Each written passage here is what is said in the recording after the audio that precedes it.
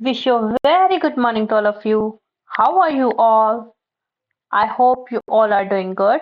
तो स्वागत है आप सभी का daily current affair with MCQs के इस खास सेशन में, जहां हम सुबह 7 बजे लेकर आते हैं करंट अफेयर की क्लास। मैं हूं सिमरनजीत कौर और आज हम पढ़ने जा रहे हैं 8 जून 2025 के करंट अफेयर्स।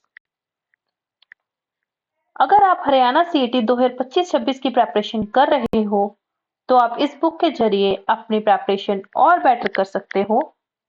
तो इस बुक के बारे में अधिक जानकारी के लिए आप इन दिए गए नंबरों पर संपर्क कर सकते हो। अगर आपने अभी तक हमारे YouTube channel GK by Yogesh sir को सब्सक्राइब नहीं किया तो आप जल्दी से जल्दी सब्सक्राइब कर ले, ताकि आने वाली वीडियोस की नोटिफिकेशन आपको जल्दी से जल्दी मिल पाए। तो चलो बढ़ते हैं हमारे क्वेश्चंस की तरफ। ये है हमारे कल वाला होमवर्क क्वेश्चन।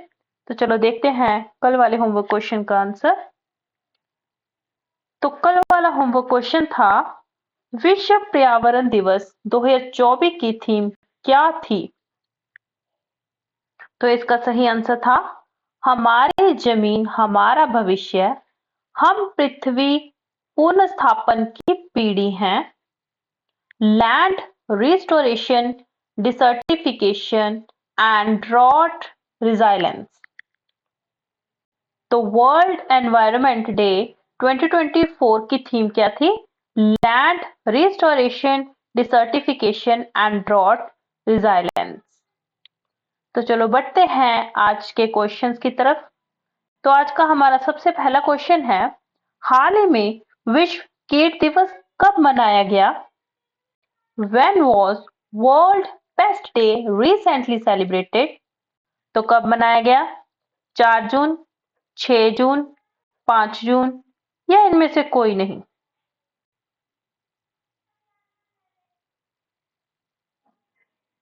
तो कब मनाया गया वर्ल्ड कीट डे 2025 का?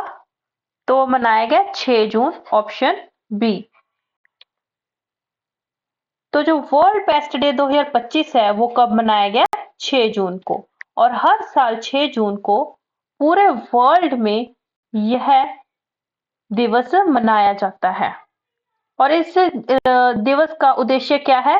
इस दिन का उद्देश्य कीट प्रबंधन के महत्व और इसके द्वारा मानव जीवन, पर्यावरण और कृषि पर पड़ने वाले प्रभावों के प्रति जागरूकता बढ़ाना है। तो विश्व कीट दिवस 2025 की थीम क्या रही? तो इसकी थीम रही, स्वास्थ्य के संरक्षक, एक सुरक्षित विश्व के लिए व्यावसायिक कीट प्रबंधन। तो क्या थीम रही वर्ल्ड पेस्ट डे 2025 की? Guardians of health, professional pest management for a safer world. तो वर्ल्ड पेस्ट डे 2025 में कब मनाया गया? 6 जून को। तो इसकी थीम क्या रही? Guardians of health, professional pest management for a safer world. बढ़ते हैं हम अगले क्वेश्चंस की तरफ। क्वेश्चन नंबर सेकंड, हाल ही में किसने ऐसा नैनोजाइम विकसित किया है जो अधिक रक्त थक्के बनने से रोकेगा? Who has recently developed such a nanozyme that will prevent excessive blood clot formation? तो किसने ऐसा नैनोजाइम बनाया है? आईआईटी दिल्ली ने, आईआईएससी बेंगलोर ने, आईआईटी कानपुर ने या इनमें से कोई नहीं?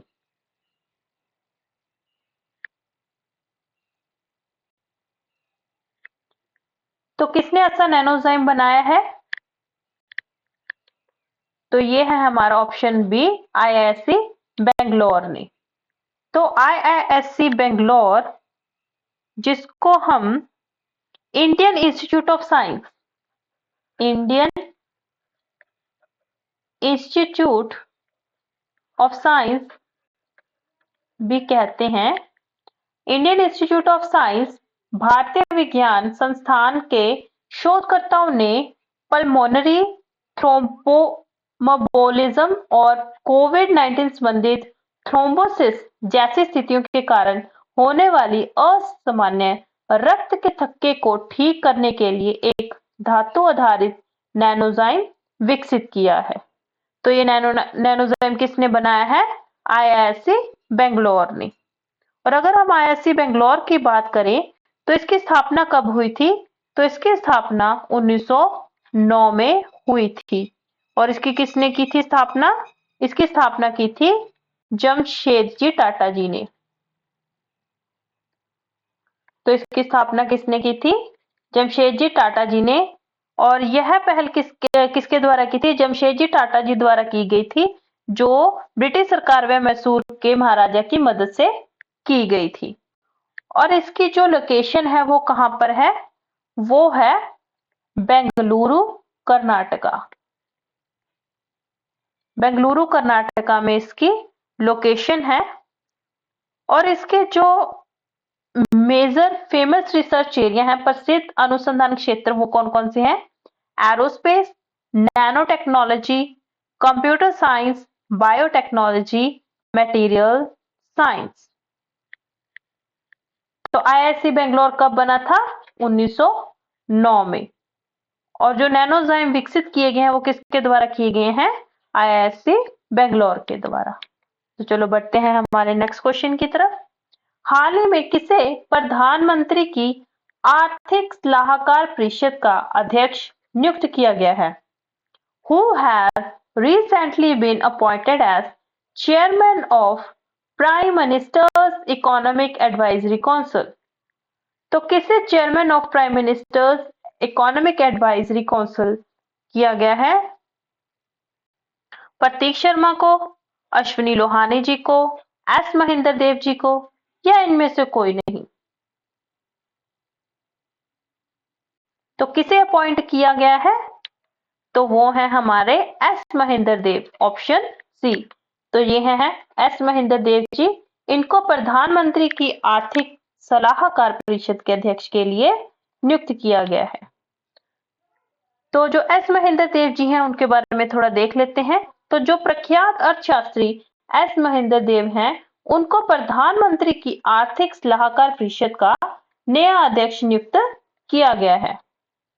कृषि, ग्रामीण अर्थव्यवस्था और विकासात्मक अर्थशास्त्र में उनके व्यापक अनुभव के लिए जाने जाने वाले महेंद्र देव सार्वजनिक नीति और अकादमिक जगत में दशकों का अनुभव लेकर आए हैं। इस पूर्वकालीन पद के चलते उन्होंने एक्सिस बैंक के निदेशक मंडल से इस्तीफा दे दिया। तो उन्होंने कहां से इस्तीफा दिया है? Axis bank. एक्सिस बैंक से उन्होंने इस्तीफा दे दिया है। और उनकी अगर एजुकेशन की बात करें तो उन्होंने दिल्ली स्कूल ऑफ इकोनॉमिक्स से अर्थशास्त्र में पीएचडी और येल यूनिवर्सिटी से पोस्ट डॉक्टरल शोध किया है। तो चलो बढ़ते हैं हमारे नेक्स्ट क्वेश्चन की तरफ। हाल ही में किसने क्रिकेट के सभी प्रारूपों से संन्यास की घोषणा की है? Who has recently announced retirement from all formats of cricket? तो किसने संन्यास की घोषणा की है? कुलदीप यादव ने, पीयूष चावला ने, केएल राहुल ने, या इनमें से कोई नहीं? तो किसने क्रिकेट के सभी प्रारूपों से संन्यास की घोषणा की है? तो वो कौन है? Option B, Piyush Chawla.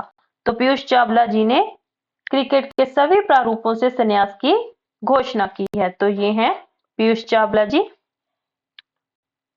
तो भारतीय लेग स्पिनर पीयूष चावला ने 6 जून को सोशल मीडिया पर क्रिकेट के सभी फॉर्मेट से रिटायरमेंट का ऐलान कर दिया है।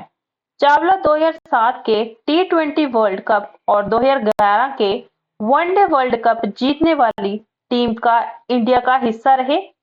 दोनों बार टीम की कप्तानी एमएस धोनी के हाथ में थी। तो ये हैं हमारे पीयूष चावला जी और इन्होंने 6 मई 2025 को रिटायरमेंट ले ली है। बढ़ते हैं अगले क्वेश्चन की तरफ। हाल ही में आरबीआई ने रेपो रेट में कितने प्रतिशत की कटौती की है? Recently, by how many percent has the RBI reduced the repo rate? तो कितना रेपो रेट की कटौती की है? 0.50%, 0.25%, 0.15% या इनमें से कोई नहीं। तो आरबीआई ने रेपो रेट में कितने परसेंट की छूट की है, कितने प्रतिशत की कटौती की है? तो हमारा सही आंसर है ऑप्शन ए 0.50% की। तो जो भारतीय रिजर्व बैंक ऑफ इंडिया के गवर्नर संजय मल्होत्रा हैं, उन्होंने 6 जून को अर्थव्यवस्था में वृद्धि को बढ़ावा देने के लिए रेपो रेट में 50 आधार अंकों की कटौती पर इसे 6% से 5.5% करने की घोषणा की है। कहां से? 6% से 5.5% करने की घोषणा की है। और ये आरबीआई द्वारा तीसरी बार रेपो दर में कटौती की गई है। तो ये कितनी बार की गई है? तीसरी बार कटौती की गई है। और अगर हम आरबीआई की बात करें तो आरबीआई की स्थापना 1 अप्रैल 1935 को हुई थी और इसका हेडक्वार्टर कहां पर है? इसका हेडक्वार्टर मुंबई महाराष्ट्र में है। इसका जो हेडक्वार्टर है वो मुंबई महाराष्ट्र में है। और इसके फर्स्ट गवर्नर, जो प्रथम गवर्नर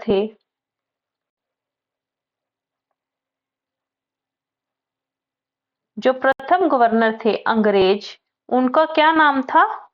सर, क्या नाम था उनका? सर ओसबोर्ने,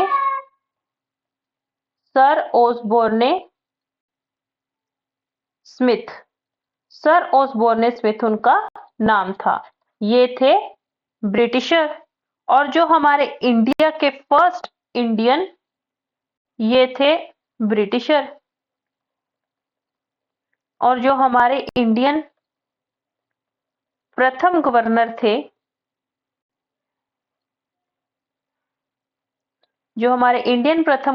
थे, उनका नाम क्या था? सी.डी. देशमुख। सी.डी. देशमुख उनका नाम था। और अगर हम बात करें 2025 की, तो वर्तमान गवर्नर 2025 तक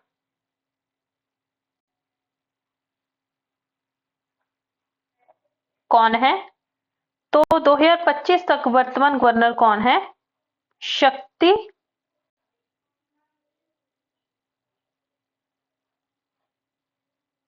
शक्तिकांत दास। शक्तिकांत दास जी हैं।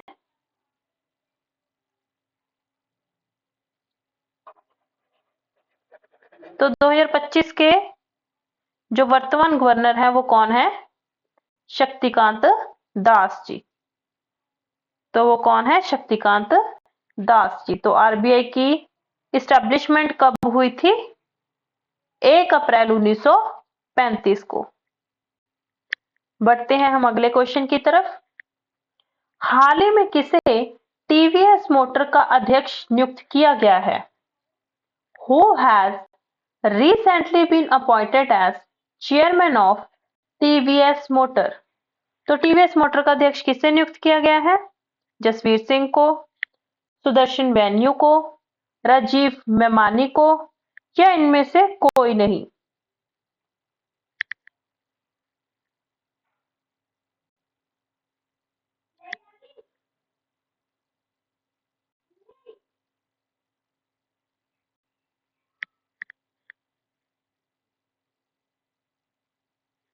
तो किसे टीवीएस मोटर का अध्यक्ष नियुक्त किया गया है?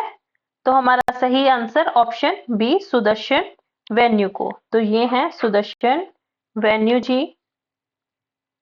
तो अगर हम बात करें टीवीएस के बारे में, तो टीवीएस का पूरा नाम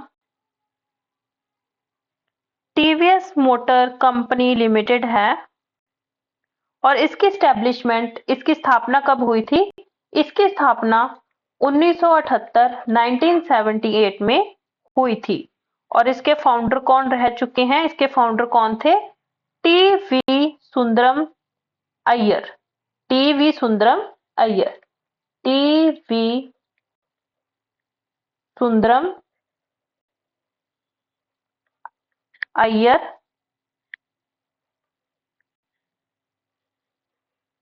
इसके फाउंडर थे। और इसका मुख्यालय कहाँ है? जो टीवीएस मोटर्स हैं इसका हेडक्वार्टर कहाँ है? चेन्नई, तमिलनाडु में। इसका हेडक्वार्टर कहाँ पर है? चेन्नई, तमिलनाडु में। और इस इंडस्ट्री में क्या क्या बनता है? टू व्हीलर, दो पहिए और तिपहिया थ्री व्हीलर वाहन निर्माण किए जाते हैं। तो टीवीएस मोटर्स कंपनी की स्थापना कब हुई थी? 1978 1978 में। तो टीवीएस मोटर का जो अध्यक्ष है वो किसे नियुक्त किया गया है? सुदर्शन वेन्यू जी को। तो ये है सुदर्शन वेन्यू जी। चलो बढ़ते हैं नेक्स्ट क्वेश्चन की तरफ। हाल ही में भारत और किस देश ने द्विपक्षीय निवेश संधि के प्रोटोकॉल पर हस्ताक्षर?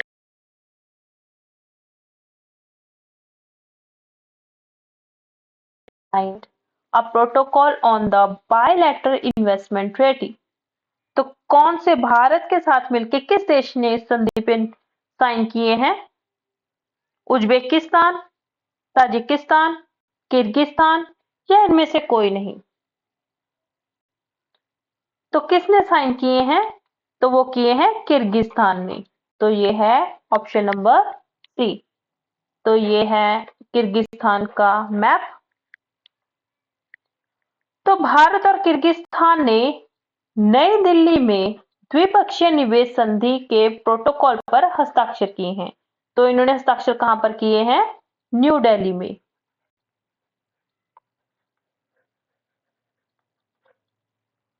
और यह हस्ताक्षर किस किस ने किए हैं?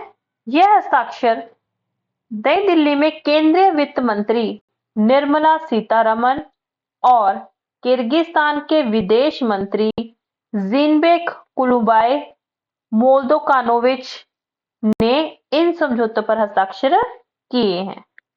तो किसने किसने किए हैं? तो भारत के साथ मिलकर किस देश ने इस संधि पर हस्ताक्षर किए हैं? तो वो है किर्गिस्तान के द्वारा। और ये किसके द्वारा किए गए हैं? इंडिया की वित्त मंत्री, केंद्रीय वित्त मंत्री के द्वारा और किर्गिस्तान के जो विदेश मंत्री हैं उनके द्वारा ये साइन किए गए हैं। बढ़ते हैं नेक्स्ट क्वेश्चन की तरफ। हाल ही में कौन 2026 से शुरू होने वाले 2 वर्षों के लिए संयुक्त राष्ट्र ECO SOC के लिए चुना गया है? Recently, who has been elected to the United Nations ECO SOC for the 2 years term starting from 2026? तो कौन चुना गया है इसके लिए? भारत, श्रीलंका, मालदीव या इनमें से कोई नहीं?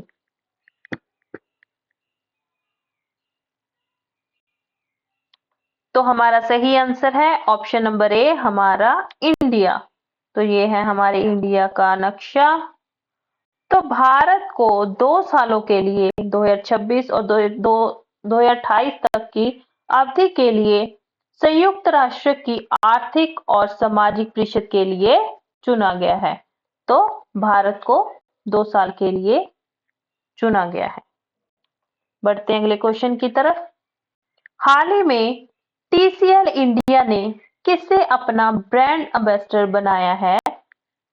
Recently, whom has TCL India appointed as its brand ambassador?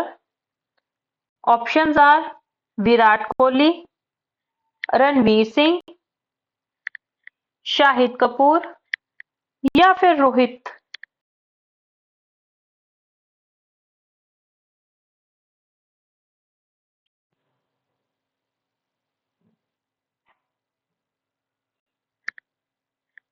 तो किसे TCL इंडिया ने ब्रांड एम्बेसडर बनाया है अपना?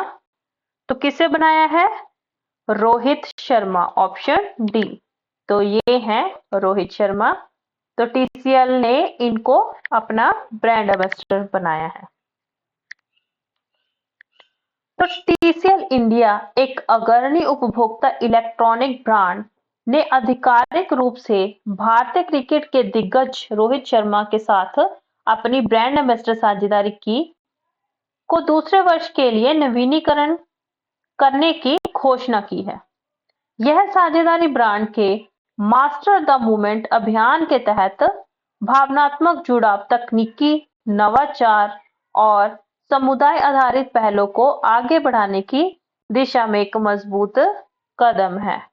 तो किसे टीसीएल इंडिया ने अपना ब्रांड एम्बेसडर बनाया है?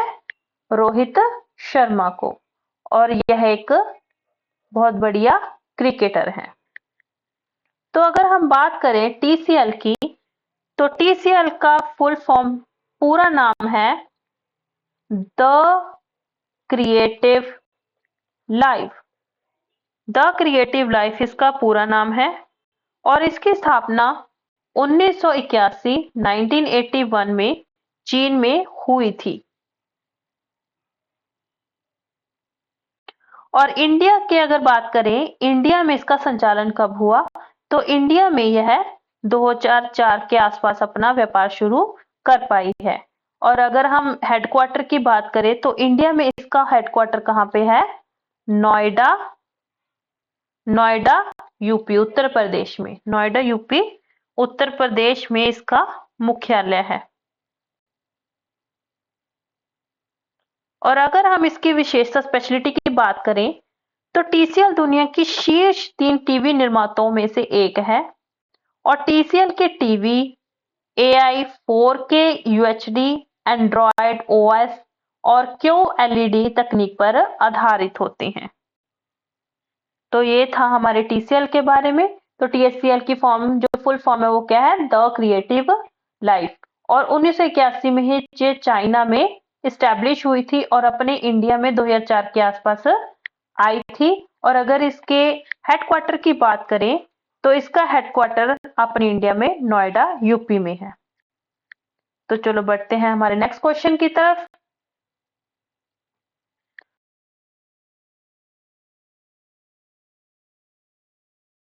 लॉन्च किया है। Who has recently launched the उम्मीद सेंट्रल पोर्टल? तो किसने लॉन्च किया है?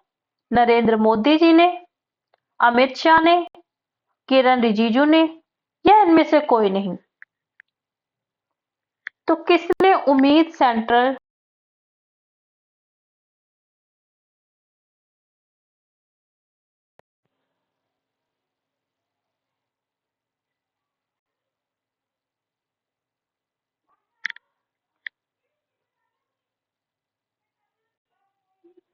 तो किसने लॉन्च किया है यह? तो यह लॉन्च किया गया किरण रिजिजू जी के द्वारा। ऑप्शन सी हमारा करेक्ट आंसर रहेगा। तो ये है हमारे किरण रिजिजू जी। तो केंद्रीय अल्पसंख्यक मामलों और संसदीय मामलों के मंत्री किरेन रिजिजू ने नई दिल्ली में उम्मीद सेंट्रल पोर्टल का शुभारंभ किया, जो पूरे भारत में वक्फ संपत्तियों के प्रबंधन को आधुनिक बनाने की दिशा में एक परिवर्तनकारी कदम है। तो किसने उम्मीद सेंट्रल पोर्टल लॉन्च किया? तो उनका नाम है किरण रिजिजू जी।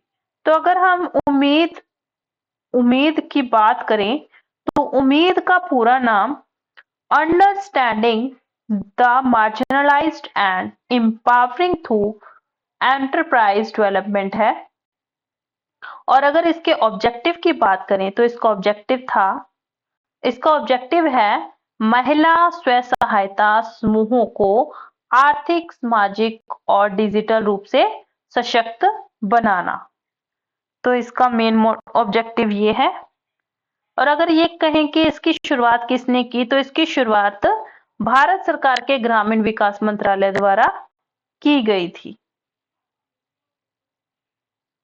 और अगर इसकी फीचर्स की बात करें तो इसकी की फीचर्स, मुख्य विशेषताएं हैं कि सभी HSGs की जो सेंट्रल ऑनलाइन निगरानी को डाटा प्रबंधन करना और सरकारी योजना और अनुदानों की जानकारी देना होता है।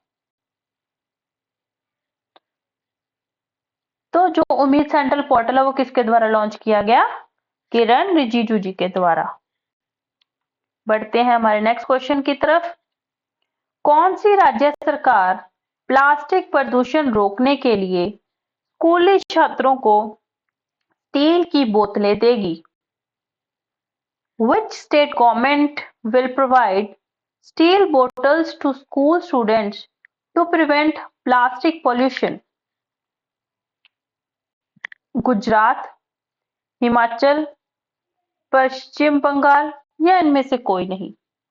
तो कौन सी ऐसी सरकार है जिसने ये बोला है कि हम प्लास्टिक पोल्यूशन को रोकने के लिए हम बच्चों को स्टील की बोतलें देंगे? तो कौन सी सरकार है ऐसी? तो ऐसी है ऑप्शन बी, हमारी हिमाचल प्रदेश की राज्य सरकार। तो ये है हमारे इंडिया का मैप जिसमें है हिमाचल प्रदेश। और अगर बात करें हिमाचल प्रदेश के बारे में, तो जो हिमाचल प्रदेश के मुख्यमंत्री हैं सुखविंदर सिंह सुक्खू, उन्होंने क्या किया है कि उन्होंने प्लास्टिक पोल्यूशन को रोकने के लिए स्कूली बच्चों को 6 लाख स्टेनलेस स्टील की बोतलें वितरित करने की सरकारी पहल की घोषणा की है। और यह घोषणा उन्होंने कब की? यह घोषणा उन्होंने 5 जून को, जब वर्ल्ड एनवायरनमेंट डे मनाया जाता है, तो उस दिन इन्होंने ये घोषणा की। और ये शिमला में आयोजित एक समारोह था, उसमें उन्होंने घोषणा की है। तो ये घोषणा किन्होंने की है? हिमाचल प्रदेश की राज्य सरकार ने। बढ़ते हैं हमारे अगले क्वेश्चन की तरफ। हाल ही में बिभू राघव का निधन हुआ है, वो कौन थे? Recently Bibhu Raghav passed away, who was he? तो वो कौन थे? क्या वो कोई लेखक थे, या अभिनेता थे, पत्रकार थे, या इनमें से कोई नहीं? तो बिभू राघव जी का निधन हुआ है, तो वो कौन थे? तो वो थे अभिनेता, ऑप्शन बी। तो ये हैं एक्टर। बढ़ते हैं हमारे अगले क्वेश्चन की तरफ। हाल ही में प्रधानमंत्री मोदी ने कहा विश्व के सबसे ऊंचे रेल आर्च पुल का उद्घाटन किया है? Recently, where did Prime Minister Modi inaugurate the world's highest railway arch bridge? तो कहां पर किया है? लद्दाख में, उत्तराखंड में, जम्मू कश्मीर में, या इनमें से कोई नहीं? तो कहां पर किया है इसका उद्घाटन?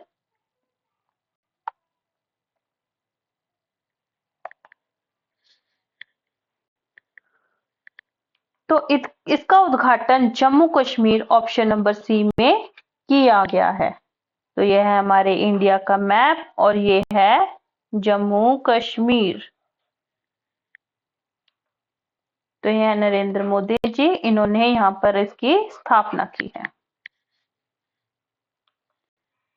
तो प्रधानमंत्री नरेंद्र मोदी ने 6 जून 2025 को जम्मू कश्मीर में विश्व के सबसे ऊंचे रेलवे आचार्य पुल, चेनाब रेल पुल का उद्घाटन किया है।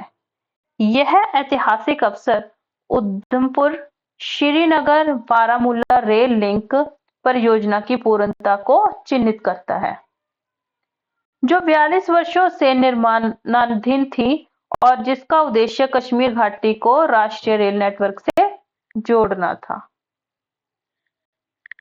तो यहाँ पर सबसे ऊंचे रेलवे पुल का निर्माण हुआ है। बढ़ते हैं नेक्स्ट क्वेश्चन की तरफ। हाल ही में भारत इंग्लैंड टेस्ट सीरीज का नाम बदलकर क्या रखा गया है? Recently, what has the India-England Test Series been renamed? तो क्या नाम रखा गया है? India trophy, Bharat land series, Anderson Tendulkar trophy, या इनमें से कोई नहीं? तो भारत इंग्लैंड टेस्ट सीरीज का नाम बदलकर क्या रखा गया है? तो इसका नाम option C Anderson Tendulkar trophy रखा गया है। तो क्या नाम रखा गया है? Tendulkar Anderson trophy. तो टेस्ट क्रिकेट के जो 2 महानतम खिलाड़ियों के सम्मान में एक ऐतिहासिक कदम उठाते हुए इंग्लैंड और वेल्स क्रिकेट बोर्ड को और भारतीय क्रिकेट कंट्रोल बोर्ड ने संयुक्त रूप से घोषणा की है। भारत और इंग्लैंड के बीच ऐतिहासिक टेस्ट सीरीज को अब एंडरसन तेंदुलकर ट्रॉफी के नाम से जाना जाएगा। नाम बदलने का उद्देश्य इंग्लैंड के सबसे सफल टेस्ट गेंदबाज जेम्स एंडरसन और भारत के महान बल्लेबाज और इतिहास में सबसे ज्यादा टेस्ट मैच खेलने वाले सचिन तेंदुलकर को सम्मानित करने के लिए किया गया है। जेम्स एंडरसन और हमारे इंडिया के सचिन तेंदुलकर। जेम्स एंडरसन कहाँ के थे? इंग्लैंड की। तो इन दोनों के नाम से इस टेस्ट सीरीज का नाम रखा गया है।